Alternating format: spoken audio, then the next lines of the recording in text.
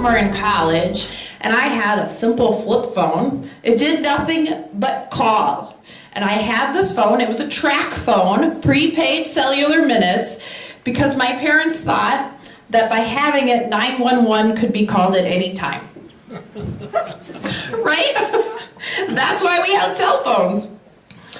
Nearly 20 years later, my 4-year-old niece can send text messages to grandma. She knows how to FaceTime, and she's even been known to post an obscure thing or two on my sister's Facebook.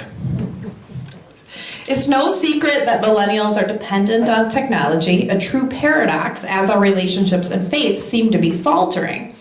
And so even as we grow connected in the digital age, it's a mistake, however, to blame technology for severing the ties between millennials and our personal relationships, or severing the relationship between millennials and God and our church community.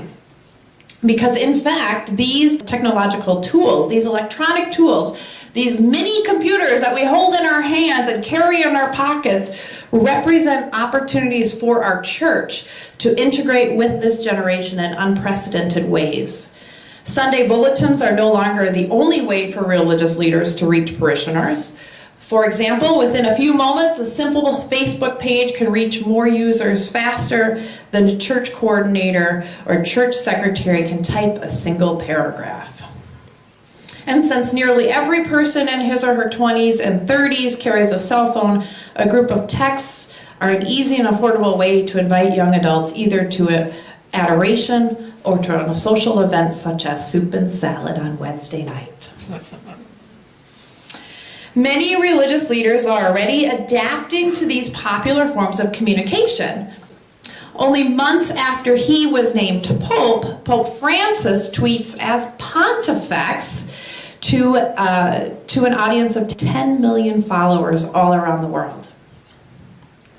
Catholics of all ages can interact with church leaders and other Catholics in ways that our parents and grandparents could have never dreamed, forming a global pipeline for religious conversation, prayer networks, and more. As millennials, we listen to iPods while texting and banking online because that's the technology available to us. We're not just some new species that non-millennials have to figure out. We've just mutated technologically and adapted to fit our electronic environment. Other generations have adjusted to change, but at a slower rate. As millennials, we're only asking the church to adapt with us.